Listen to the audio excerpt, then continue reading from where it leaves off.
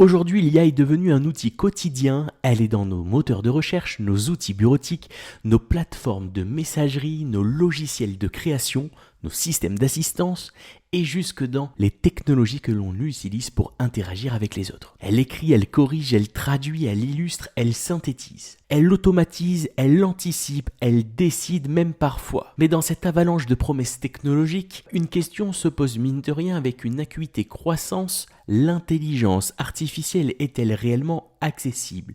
Est-elle inclusive? Et sinon, que peut-on faire? Car ce n'est pas parce que l'outil est moderne, innovant, intelligent qu'il est équitable. Et ce n'est pas parce qu'il fonctionne également qu'il fonctionne pour tout le monde. Dans cette vidéo, nous allons revenir sur les notions fondamentales d'accessibilité et d'inclusion numérique. Des notions trop souvent réduites à des contraintes techniques, alors qu'en réalité, elles dessinent une vision beaucoup plus large de ce que devrait être un numérique pour tous et toutes. On va s'interroger ensemble sur plusieurs points. Premièrement, ce que signifient vraiment les termes d'inclusion et d'accessibilité dans le monde numérique. Puis, pourquoi ces enjeux sont devenus incontournables dans nos pratiques quotidiennes. Puis, qui est concerné et pourquoi c'est beaucoup plus large que ce que l'on imagine souvent. Et enfin, en quoi l'intelligence artificielle peut être, selon la manière dont on l'utilise, un outil d'émancipation ou d'exclusion. Alors, pour commencer, remettons les choses à plat. Quand on parle d'accessibilité numérique, on fait référence à la capacité d'un outil, d'un site, d'un service ou d'un contenu numérique à être utilisé facilement et efficacement par toutes les personnes, quelle que soit leur capacité physique, sensorielle, cognitive ou même mentale. Ça veut dire que tout le monde, y compris une personne aveugle, une personne sourde, une personne dyslexique, une personne atteinte d'un trouble de l'attention ou même une personne en situation de handicap temporaire, et même les personnes âgées, doivent pouvoir accéder au même contenu, au même service, à la même fonctionnalité, sans aucune discrimination et sans obstacle. L'accessibilité ne s'arrête pas là non plus. Elle concerne aussi des conditions techniques et culturelles d'accès. Par exemple, avoir une bonne connexion, mais aussi comprendre les codes de navigation, lire et comprendre le langage utilisé, avoir les bons équipements et avoir été formé ou sensibilisé aux usages numériques. Et à côté de cette notion d'accessibilité, on parle souvent d'inclusion numérique. L'inclusion, elle, est plus globale. Elle désigne la volonté d'intégrer de manière active tous les profils, toutes les diversités, tous les parcours dans la conception, la diffusion et l'amélioration des outils numériques. C'est une démarche éthique, mais aussi un engagement à faire en sorte que personne ne soit laissé de côté dans une transition numérique en plein essor. L'inclusion et l'accessibilité vont donc de pair. L'une est une vision, une posture, une philosophie. L'autre est sa déclinaison technique, opérationnelle et mesurable. Et à l'ère de l'intelligence artificielle, ces deux dimensions prennent une importance ici décuplée. Pourquoi ? Parce que l'IA ne crée pas les choses au hasard, elle les génère à partir de ce qu'on lui a appris. Et ce qu'on lui a appris, ce sont les données du monde réel, les contenus, les textes, les images, les comportements humains. Des données qui sont ici elles-mêmes porteuses de biais, d'exclusion, de déséquilibre. L'IA est donc un miroir grossissant de nos propres pratiques. Et si nos pratiques excluent certaines personnes, alors l'IA va reproduire et parfois même amplifier ces exclusions. C'est pour cela qu'il est crucial dès maintenant de poser un cadre d'usage, de conception et de vérification pour que les outils IA ne fassent pas que produire plus vite, mais produisent mieux et que ce mieux inclut tout le monde. Prenons un exemple très simple. Vous ouvrez un générateur de texte comme ChatGPT ou Claude et vous tapez une commande simple comme « Rédige-moi un article de blog sur les bienfaits du télétravail ».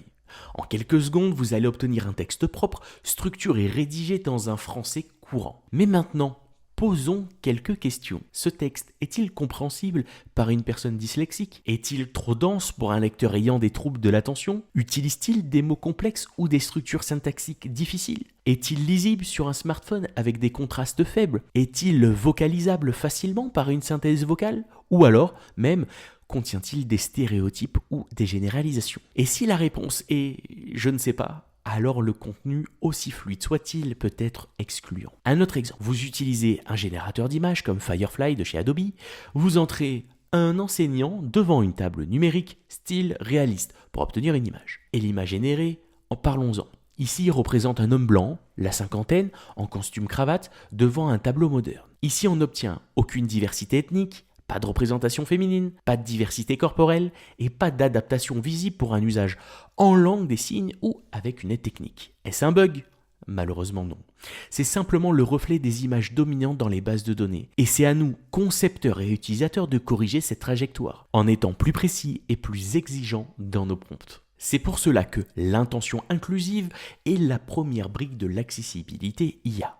Elle commence dès la formulation du prompt, dès la demande initiale que l'on fait à l'outil. Et elle continue ensuite dans l'analyse critique du résultat généré. Est-ce que ce texte exclut quelqu'un ? Est-ce que cette image véhicule un biais ? Est-ce que cette vidéo sera compréhensible par une personne sourde ? Est-ce que cette synthèse vocale est adaptée à un public malvoyant ? L'inclusion dans l'IA, ce n'est pas une option et ce n'est pas pour plus tard. C'est un réflexe à intégrer maintenant dans tous les secteurs. La formation, la communication, le marketing, la santé, les services publics, au niveau du e-commerce, de l'éducation, des ressources humaines et bien d'autres. Car dans tous ces domaines, l'IA est en train de prendre une place centrale en générant des contenus, des interfaces et surtout des décisions. Et tout contenu généré non accessible égale un frein, un obstacle, une exclusion silencieuse. Alors, quels sont les leviers concrets à notre disposition pour avancer dans la bonne direction ? Le premier levier, c'est la connaissance des normes. Par exemple, les critères du RGAA, donc le référentiel général d'amélioration de l'accessibilité en France, ou encore les standards WCAG, le Web Content Accessibility Guidelines, utilisés à l'échelle mondiale. Ces référentiels ne sont pas parfaits, mais ils fournissent des repères concrets pour concevoir des contenus plus accessibles. Mais attention, l'IA ne les respecte pas automatiquement. C'est à vous de vérifier. Et parfois, c'est à nous de demander aussi explicitement dans notre prompt qu'ils soient respectés. Allez, je vous donne un exemple de prompt. Regardez, il s'affiche à l'écran. Génère un article optimisé pour une lecture écran avec un langage simple, des phrases courtes, une structure claire et conforme aux recommandations WCAG pour les secteurs ayant des troubles de la lecture. Vous avez vu, c'est précis, utile et c'est déjà un acte d'inclusion. Le deuxième levier, c'est l'usage de modèles spécialisés ou de filtres d'analyse d'IA. Alors, certains outils permettent de tester la lisibilité, le contraste, la compatibilité clavier ou même la structure logique d'un contenu généré. Ce sont des IA qui viennent évaluer d'autres IA ici clairement. Alors par exemple, ce sont des extensions qui vont tester le contraste d'une image générée automatiquement. Ça pourrait être aussi des relecteurs intelligents qui vont venir détecter les phrases trop longues, les formulations floues, ou alors même des synthèses vocales qui vont simuler la lecture à haute voix pour valider la fluidité d'un texte. On a même également des simulateurs de navigation clavier ou de lecteur d'écran. Autrement dit, l'IA peut être utilisée pour vérifier l'inclusivité d'un autre contenu IA. Mais encore une fois, c'est à nous de l'activer. Allez, maintenant je vous parle de ce troisième levier qui est même l'un des leviers les plus importants ici, c'est la formation humaine. Bien entendu, une IA aussi puissante soit-elle ne remplacera jamais une conscience éthique, un regard critique et une intention humaine. Et tant que nous ne formons pas les professionnels aux enjeux de diversité, d'accessibilité, d'inclusion, on continuera de produire des outils qui excluent par ignorance. C'est pour cela que cette série de vidéos existe. C'est surtout pour vous outiller, pour éveiller et pour rendre cette démarche concrète, opérationnelle, ancrée dans le réel. Alors maintenant, revenons à vous. Vous qui êtes ici devant cette vidéo. Peut-être parce que vous êtes formateur, vous êtes peut-être communicant, professionnel du numérique, chef de projet, enseignant, manager ou tout simplement utilisateur régulier d'outils IA, posez-vous quelques instants. Prenez un exemple très concret dans votre quotidien. Un contenu que vous avez produit récemment avec une IA ici par exemple. Est-ce que récemment vous avez produit un résumé de réunion, une présentation, un visuel pour les réseaux sociaux ou une fiche produit ? On pourrait même parler d'un article de blog ou alors d'une infographie générée avec un outil tel que Adobe Firefly ou Canva. Maintenant, demandez-vous ces différentes questions. Est-ce que j'ai pensé une seule seconde à l'accessibilité au moment de générer ce contenu ? Premier point. Deuxième point, est-ce que j'ai formulé un prompt qui prend en compte les limites potentielles des publics visés ? Puis, est-ce que j'ai vérifié le contraste, la lisibilité et la clarté ? Une autre question que vous devez vous poser, c'est est-ce que j'ai testé ce contenu sur mobile, en synthèse vocale, avec un collègue porteur d'un trouble par exemple ? Et dernière question, est-ce que ce contenu, s'il était lu par une personne dyslexique ou sourde, aurait le même impact ? Très souvent et malheureusement, la réponse est non. Pas par malveillance, attention, mais par oubli, par manque de temps, par manque d'habitude. Parce que l'inclusion, si elle n'est pas pensée dès le départ, elle ne s'improvisera jamais à la fin. Et c'est là qu'intervient un principe clé de la conception inclusive. Design for the edge and everyone benefits. Autrement dit, si vous concevez pour les personnes en marge, vous améliorez l'expérience pour tout le monde. Prenons un exemple emblématique, les sous-titres. Ils ont été pensés à l'origine pour les personnes sourdes ou malentendantes, mais aujourd'hui, qui n'utilise pas de sous-titres dans les transports, dans une salle d'attente, quand on regarde une vidéo sans son par exemple? Autre exemple, le langage clair. C'est une exigence pour les personnes ayant des troubles cognitifs, mais c'est aussi un gain de lisibilité énorme pour tout le monde. L'IA peut générer un texte clair, simple, direct, si on lui demande. Encore faut-il intégrer ce réflexe dans nos prompts. Et c'est ici qu'on commence à parler de culture IA responsable. Ce n'est pas simplement savoir utiliser un outil, c'est savoir comment guider cet outil pour qu'il produise du contenu utile, éthique et équitable.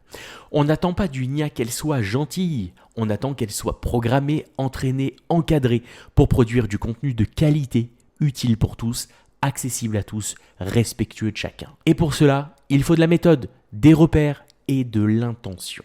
Je vais vous proposer ici un petit modèle de réflexion que vous allez pouvoir garder en tête à chaque usage de l'IA. Il tient en 5 questions simples à se poser avant de lancer la génération d'un contenu. Premièrement, pour qui est-ce que je crée ce contenu? Est-ce que je l'ai identifié directement? Est-ce que j'ai identifié les profils de destinataires? Y a-t-il des publics à besoins spécifiques? Des niveaux de culture numérique hétérogènes, pourquoi pas? Deuxième question, quel est le canal de diffusion? Est-ce que c'est un site web, une story Instagram, une vidéo YouTube, un fichier PDF? Chaque support a ses contraintes d'accessibilité. Troisième point, le contenu est-il compréhensible, lisible, audible par tous? Ai-je pensé à la langue, au contraste, à la vitesse de lecture, à la structuration visuelle? Quatrième point, puis-je améliorer ce contenu grâce à une IA complémentaire? Alors ici, pourquoi pas une synthèse vocale, la reformulation en langage clair, l'analyse de contraste ou des suggestions d'alternatives. Puis, cinquième point, est-ce que ce contenu risque d'exclure quelqu'un? Et si oui, comment puis-je le corriger ou proposer une alternative? Ce module, vous pouvez l'utiliser comme une checklist mentale ou même le transformer en prompt directement.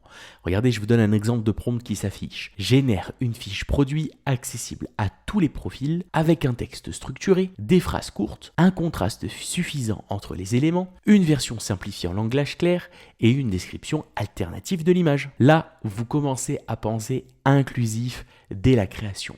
Et c'est là que l'IA devient un vrai levier d'égalité. On pourrait croire que tout cela est lourd, technique, contraignant, mais c'est l'inverse. Une fois les bons réflexes acquis, l'inclusion devient un automatisme. Et l'IA devient un véritable copilote au service d'une communication plus juste, plus universelle, plus humaine. Et c'est ça le véritable progrès. Ce n'est pas de faire tout rapidement, plus vite, c'est de le faire mieux pour plus de monde. Maintenant que nous avons bien posé les bases, j'aimerais vous proposer quelques situations concrètes pour illustrer tout ce qu'on vient de voir ensemble. Parce qu'on retient mieux avec des cas réels. Allez, le premier cas, numéro 1 ici, une newsletter générée avec une IA. Une entreprise envoie par exemple chaque mois une newsletter à ses clients. Elle est générée avec ChatGPT, traduite automatiquement et intégrée sur une plateforme d'emailing. Le contenu est fluide, informatif, mais les couleurs choisies sont pastel sur fond blanc avec des contrastes très faibles.